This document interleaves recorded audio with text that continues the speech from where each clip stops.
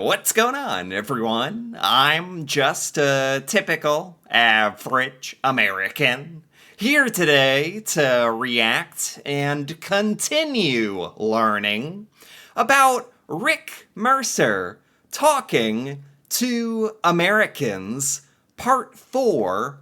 And today, I am once again coming back to this accursed series. And I only say that because I have a very love-hate kind of relationship with this Rick Mercer talking to Americans segment.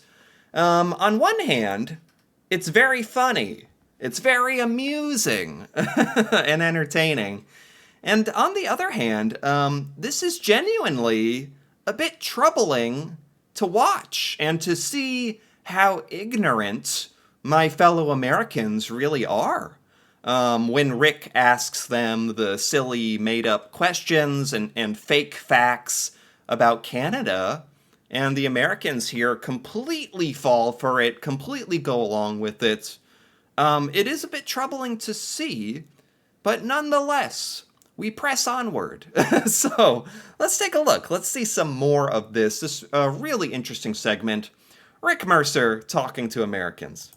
We're doing a story on the fact that in Canada we have one airline. It's essentially owned by the government, but every plane they've ever operated has been a propeller plane. They've never had jets, and now in Canada they're thinking of getting jets. That's making a lot of Canadians nervous because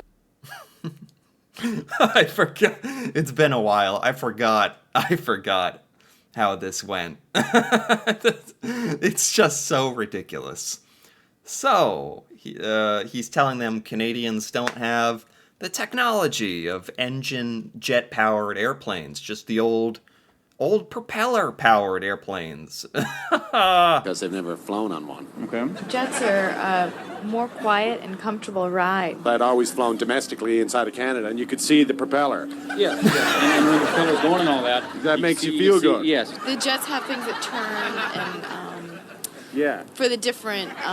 When the engine does shut down, you can at least have it rotate, auto-rotate and all that. We don't even use them. You don't even. What? It sounds like they got one guy.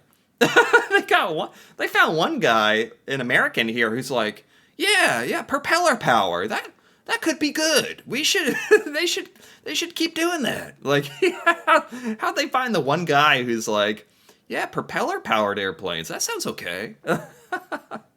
And the other people are just like trying to explain to the simple, primitive Canadians how modern airplanes work. Yes, you haven't discovered that technology yet. It's kind of insulting in a way, I would imagine, for Canadians to see that a lot of Americans totally go along with this and are willing to believe, like, oh yeah, Canada hasn't, upgraded to modern airplanes yet. Like, I've heard funny stories myself on the internet of Americans who have asked if Canadians have cars yet. Like, it's ridiculous. Well, no, maybe we do. Yeah, we do. You think we should just stick with the propellers? Absolutely. Congratulations, Canada, on getting a second area code. Well, see, in Canada, we're on a different clock. We've always been on a 20-hour clock, which is similar to the French. And now there's some discussion that we should finally get in line with the United States and move on a 24-hour clock. So it's not synchronized with U.S. No, because an hour of Canadian time actually has like 65 American minutes. So the problem is, you as an American, you come to Canada to visit, and then your bus leaves at 4:30, and then you show up from 4:30, and it's really leaving what you really on our clock 10 after 5. You know what I mean? Well, yeah, I do, and I think you should go with U.S. time. It would be. For one thing, let me just take a moment to say Rick is amazing. Rick Mercer is incredible. Like, just the absolute dedication to this bit and his ability to sell this is really good. That's a big part of this, the enjoyment of this segment.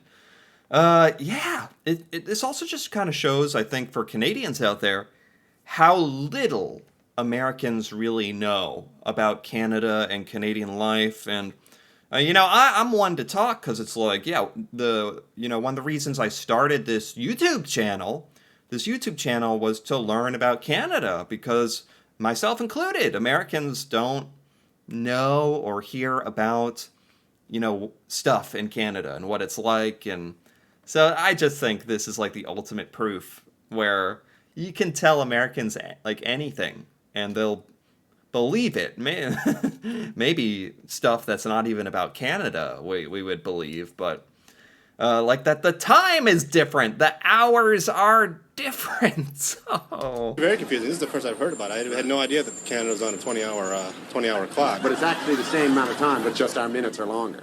Okay. By American standards. Well, I think it should be switched. Yeah. there's so many levels to this because it's like the Americans all do not question this at all.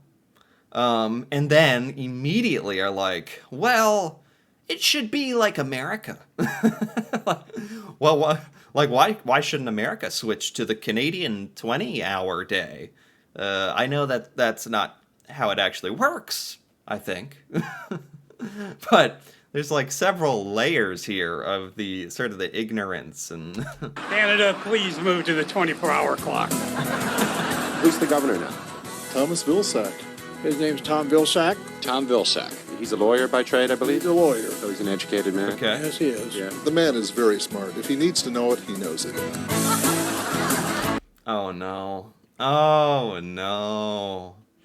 He's gonna go talk to the governor. I think they're in Iowa, if I remember. I think they're in Iowa right now.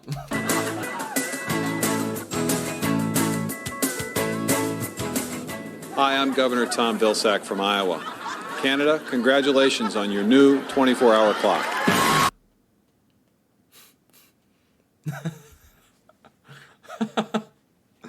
No way. No way. Oh my God, I'm just skipping ahead here to the next segment.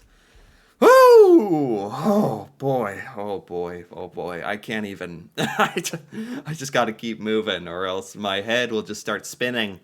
That's the governor!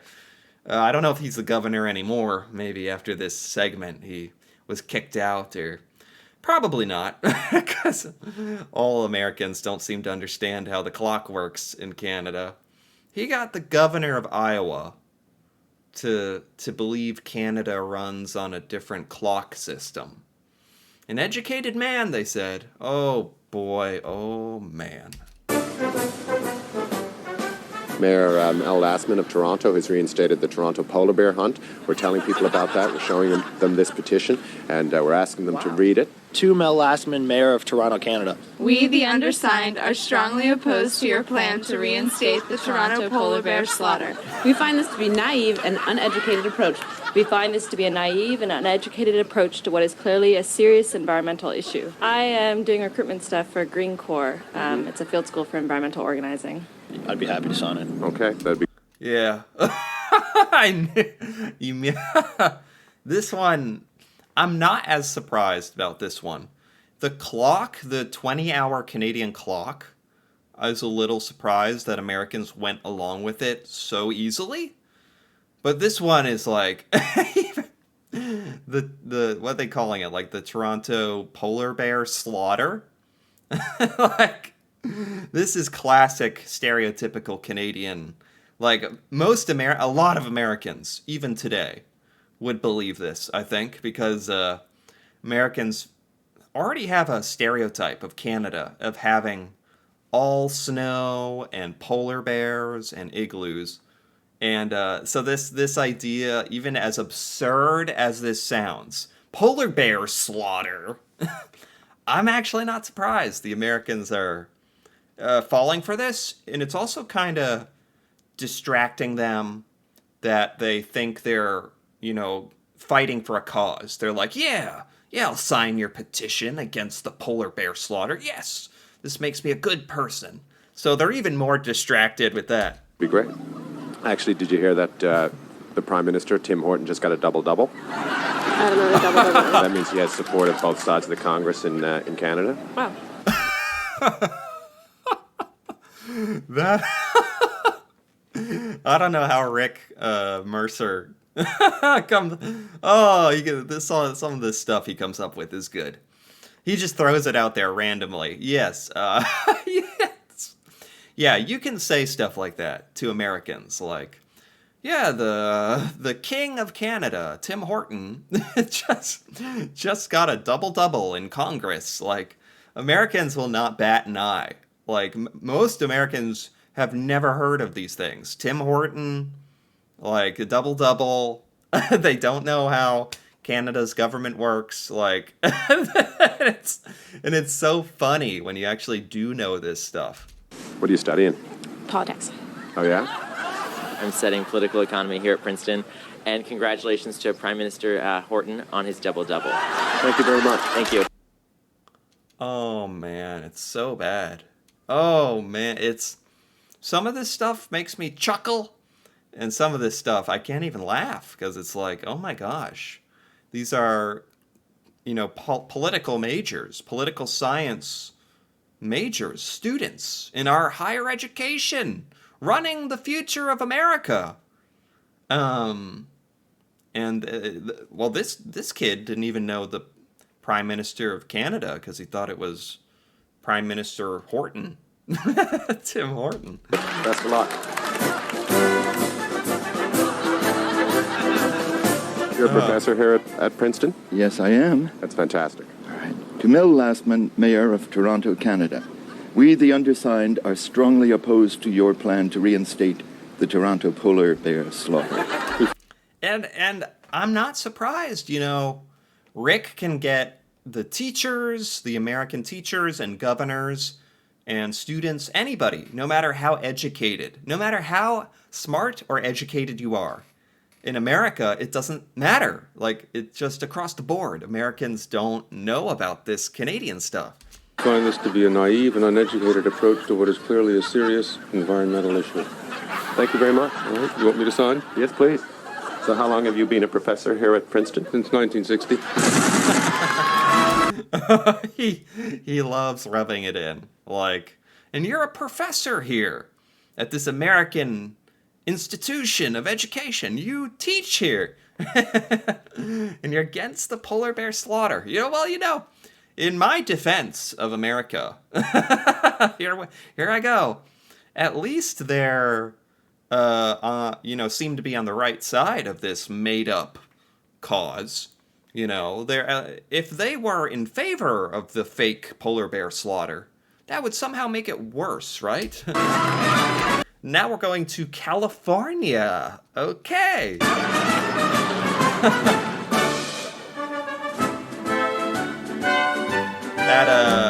At another university. The campus at Berkeley. It all began here. Wow, Berkeley. Berkeley is a very, very renowned, university, renowned university in America. The very name is synonymous with student revolution, free speech, and free thought. Students did not come here looking just for a piece of paper. They came here for one reason and one reason only. A higher education. Oh, yes. Canada's new Prime Minister, Jean Chrétien, is one of the few black leaders in the G7. He's Canadian-African. I believe that diversity is very important, especially in government. Finally, the industrialized nations are getting to a point where they can elect a minority, and it's, nice that it's happening in our... Canadian-African. Is there actually, since we're on this topic, is there actually a term for this? In America, we have, African-Americans. It's a term we might use, but, but a lot of people of African origin and African heritage moved to the United States or were forced to move. Did this happen at all to Canada at any point? People of African descent moving to Canada? And if so, do you ever use that term? Like African Canadian? Or because now that Rick says that out loud, like I've actually never even thought about that. Anyway, I assume this is all made up. He's saying the Prime Minister is the first black Prime Minister, and the Americans are immediately jumping on this, saying it's good. And again, I think their heart is in the right place, because on its face, that sounds like it'd be a good thing. Are getting to a point where they can elect a minority, and it's nice that it's happening in our own hemisphere. So you were happy to see him elected? Yes, I was. Canada just it's just when Rick is like, oh, so you were happy to see that. And then the Americans are like, yes, yes, very happy to see that. Where it's like acting like they knew this happened, or acting like they know this is a thing, when in fact it's not. That's the embarrassing part here. Selected a new prime minister, and he happens to be of Chinese-Canadian descent. So his name is Jean Chrétien. Jean Chrétien. I think it's great. Yeah? Yeah, So you're happy to see when the recent G7 meeting, Jean Chrétien up there? sure. I think it's a great progression. Sure. That would be me. If, back in time, if Rick Mercer found me on the street here at Berkeley, in another universe, saying all this stuff, I'd be me. I'd just be like, sure. Yeah, okay. Progressive thing for Canada. So speaking as a political science student, I guess you're happy to see that Canada's prime minister is a Chinese Canadian? Yeah, I hope that America follows with that. Yeah, and again, like, I think the intention, the hearts are in the right place here. In Canada, we just built our longest suspension bridge. It's named after the Prime Minister, Peter Manns, so we call it the Peter Manns Bridge.